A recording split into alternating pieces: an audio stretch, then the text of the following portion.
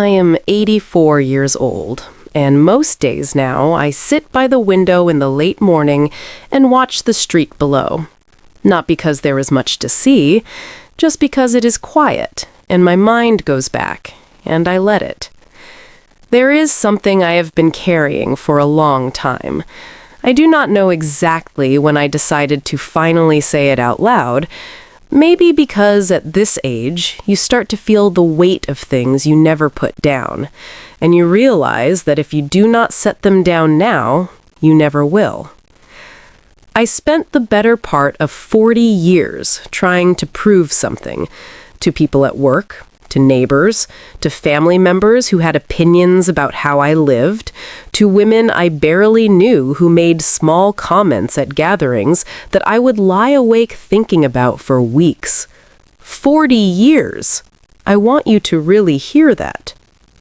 I grew up in a household where you earned your place. My mother was not a cruel woman, but she was not warm either. Approval in that house was something you worked for. You brought home good marks, you kept quiet, you did not ask for too much, and sometimes, not always, but sometimes, you felt like you belonged there. I carried that into everything.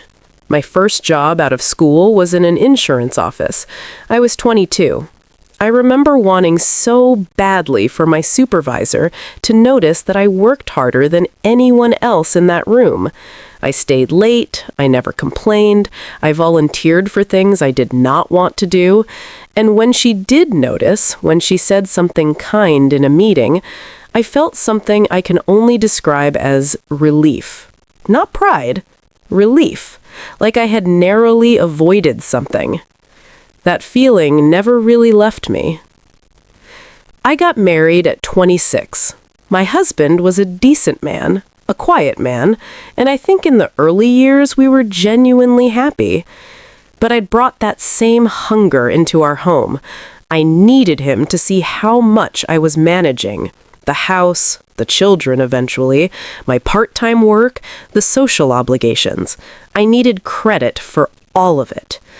And when he did not give it, not because he was ungrateful, just because he was tired or distracted or simply did not think to say the words, I would grow cold, pull back, make him feel something without ever saying what I needed. I did not understand then that I was not looking for his appreciation. I was looking for something that started long before him. We had 2 daughters, Elena and Ruth. They were born 3 years apart, and they were very different children. Elena was easy, sensitive, eager to please, very much like me in ways I could not see at the time. Ruth was harder. She pushed back on things. She had opinions that she stated plainly, without softening them, and I found that difficult. I spent more energy on Ruth than I did on Elena.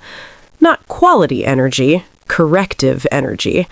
I was always trying to shape her into something more manageable, more approved of. I wanted her to understand that the world would be easier for her if she learned to be less herself. I thought I was helping her.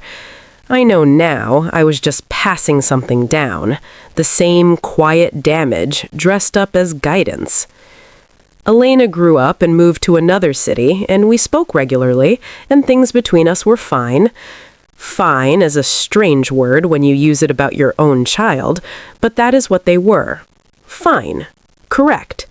Neither of us went very deep. My husband passed when I was 67. Heart attack, sudden, a Tuesday morning in November.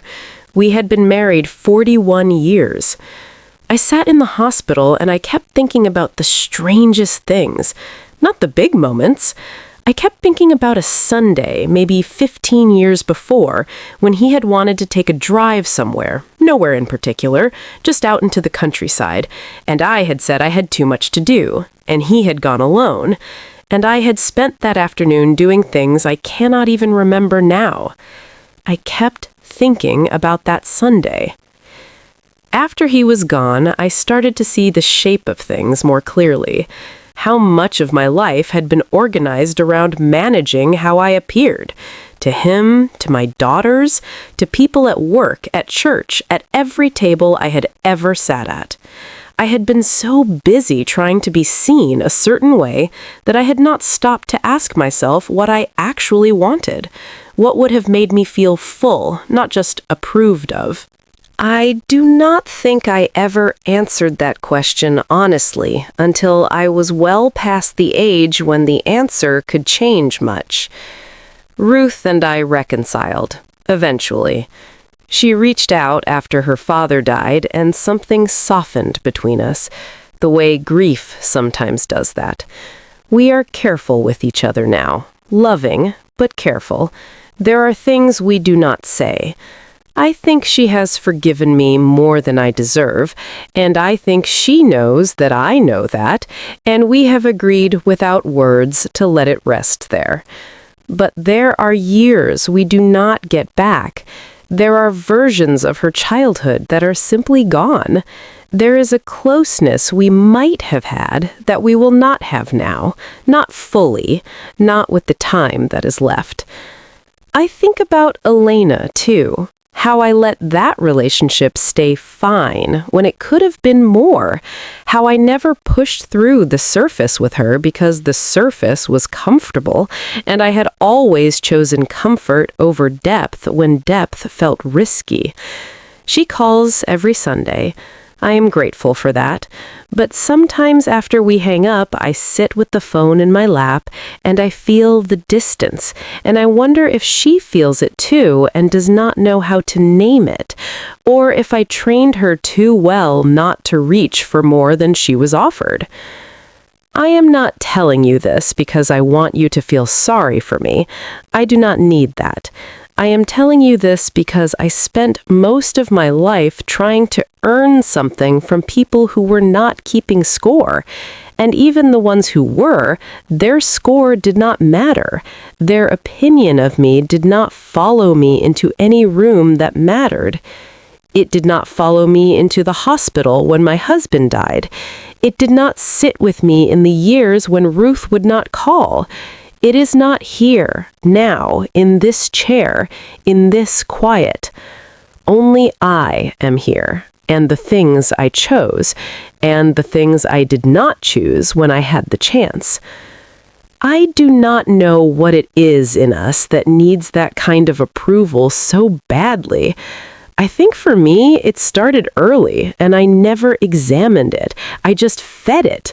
I kept feeding it for decades, thinking that one day it would finally be satisfied, that one day someone's good opinion of me would settle something inside that had always been unsettled. It never did, because the thing I was hungry for was not out there, and I spent 40 years looking in the wrong direction. If you are younger than me, and most of you are, I am not going to tell you what to do. I do not think that is what you need from me. But I will tell you what I wish I had understood earlier. The people whose approval you are working so hard for, think carefully about who they are.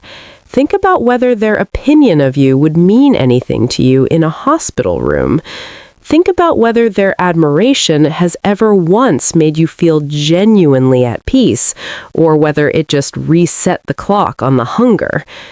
And think about the people who are actually in your life, the ones who do not require a performance. What are you giving them? What are you withholding because you are too busy maintaining something for an audience that will not remember you in 10 years? I am not saying this to frighten you. I am saying it because I know how quietly those years go. You do not feel them leaving, and then one morning you are 84 and the street is quiet and you are adding things up and the numbers do not come out the way you hoped. I still talk to Ruth every few weeks.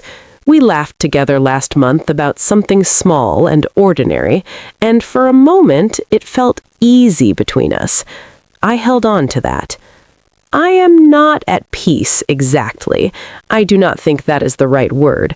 But I have stopped running the old race. There is no one left to impress, and I find that I do not miss it the way I thought I would.